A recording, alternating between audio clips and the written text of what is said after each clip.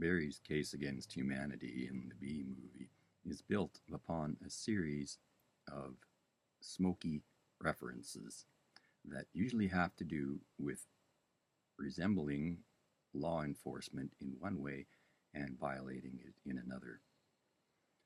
He says that the bee smoker is the smoking gun of his case, but a smoking gun is something used in evidence in court that's very strong evidence and very difficult to refute, but based on the idea that a gun that has just been used to fire a bullet will smoke afterwards. The primary function of the gun is to fire the bullet, not to smoke. But the smoker that Barry brings in as evidence does not work that way. Its purpose is to make smoke. It is something designed in a way to confuse and to blow smoke, metaphorically, at the opponent rather than shooting them, even though the bees, when they are smoked, react as if they have been shot, struck, or held down and deprived of breath. So even though this is what happens, there's another level of pun on the word smoking in that Barry says that the bees are being forcibly addicted like humans would smoke, even though they show no signs of doing so. The vast number of the bees at the trial never slip out at intermission to get a quick tobacco fix, and they don't ask anyone for cigarettes or show any signs whatsoever of any cravings. So the appropriation of the strange way that beekeepers speak for the benefit of the trial has nothing to do with what's really happening to the bees. There is a misdirection in the way that Barry addresses his witnesses, and that he blows smoke up their certain part, which is a way of saying that you're artificially flattering someone. He uses the term sir, a term you might use when addressing a law enforcement officer or other authority figure, ironically, in that he uses it to set them up for an insult, for ridicule. Another definition of smoke, to smoke someone, is also called a term used to describe that you're ridiculing them. So first Barry usually compliments the witness, then he insults the witness. And the witnesses themselves are slightly distorted versions of people involved in law enforcement. The owner of the companies is someone who hires keepers, as if he is jailing the bees, and Barry mentions this. So he's doing something that policemen would normally do, but in a different context, and that the bees haven't supposedly committed any crime, although they do have a very totalitarian society. He brings in a bear, Barry does, as testimony to the way that the beekeepers and the company that hires the beekeepers are distorting the image of bears. And he shows the bears being very ferocious and wild and so on, even though the bear is acting and doing so.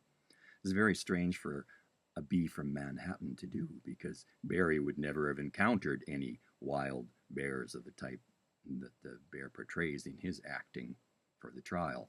And the bees being kept in the artificial work camps presumably would never have met a bear either, because they are kept in relatively populated areas and in one spot that's guarded and sheltered from contact with otherwise wild animals. So the bears are largely symbolic. But what are they symbolic of? This takes a full examination of how smoke is actually used with bees, which is not the way it's shown in the movie at all. The origin of the term Smoky, or Smoky the Bear, was from the U.S. Forest Service when they had a public awareness campaign to tell people to prevent forest fires, something we had a lot of last year.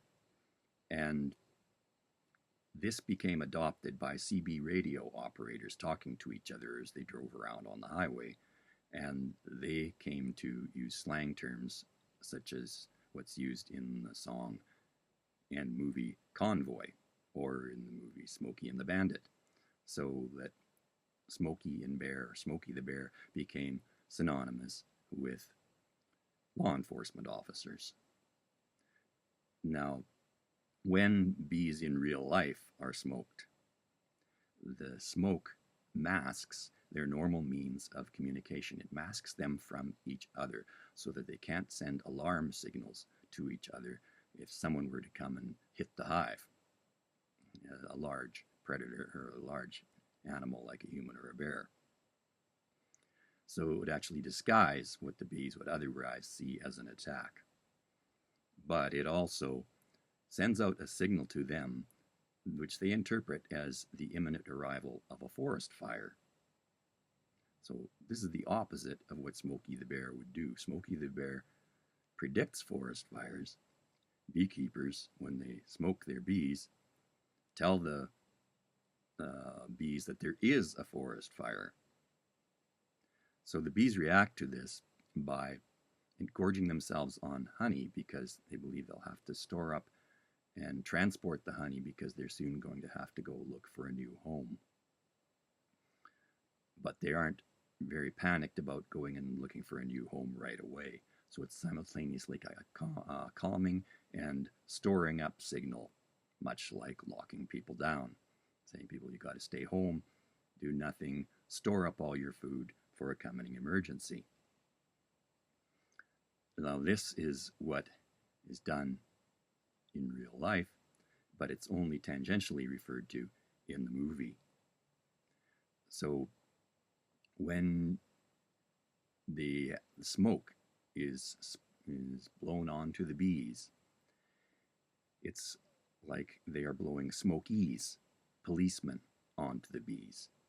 Otherwise, you wouldn't be able to do a mass police attack because there aren't enough of police to go and tackle all the millions of bees and hold them down and deprive them of breath, as is done later on. When the bees get their own police force or their own enforcers with guns, they smoke the opposition. They send out smokies, their own enforcers, to hold the little old lady down, smack her head down on the table, and make her feel like she can't breathe, which is what she says and what has become, in the interim since the movie, of course, a major political slogan. So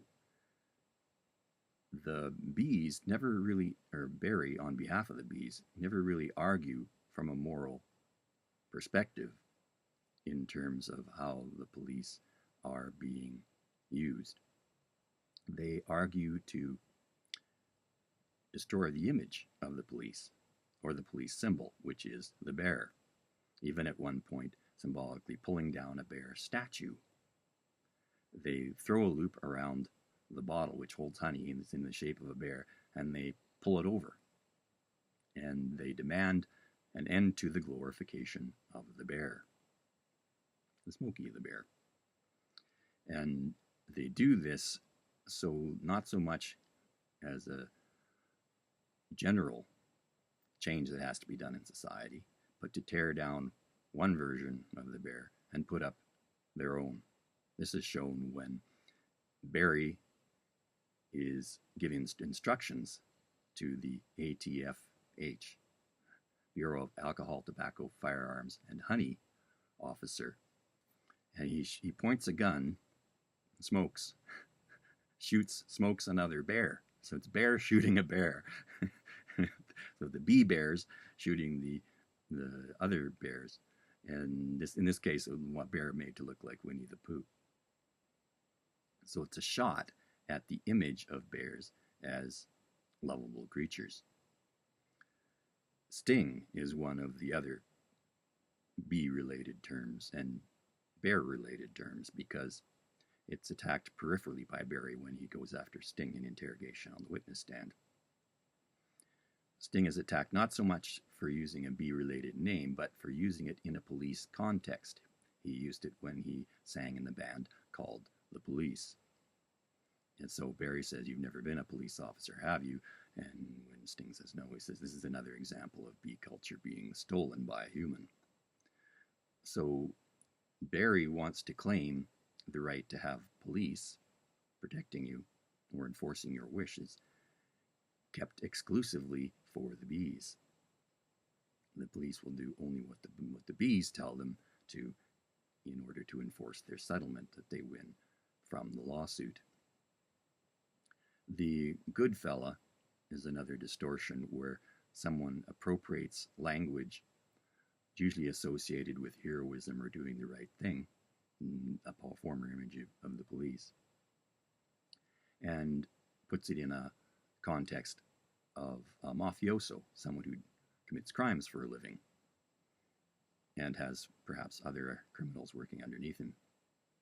So Ray Liotta is first built up by Barry when Barry praises him for his winning an award, and then smoked, ridiculed, torn down when Barry says that he should be considered a bad fella, not a good fella. Not because he portrayed a mafioso hypocritically, but because rather than doing his work of getting out there and being a mafioso on TV, he's sitting back and letting bees do his work for him. So it's not so much about doing the making a false public image, making criminals look good, but exploiting lower level people for one's own personal gain. Well, Liotta is a bad actor, not because he portrays a mafioso, but because he's lazy, doesn't learn his lines presumably, and relies on other people to do the work so that he won't have to portray a mafioso. So there are these multiple references, directly or indirectly, to things having to do with smoke, smokies, bears, and stinging, and so on. What's ironic is that the deceptions that have been deployed against the bees get perpetuated when they get in power. And the hypocrisy comes out in that when Sting is arrested for using the name Sting, he's actually resembling a bee at the time he does it. He's levitating, which is something the bees do at the end of the movie when they levitate a plane or when they fly and hover in place. So there's the oppressiveness of bee society that's not quite acknowledged. It's all just blamed on the higher level people who control them, and it doesn't really look at the problems within bee society itself.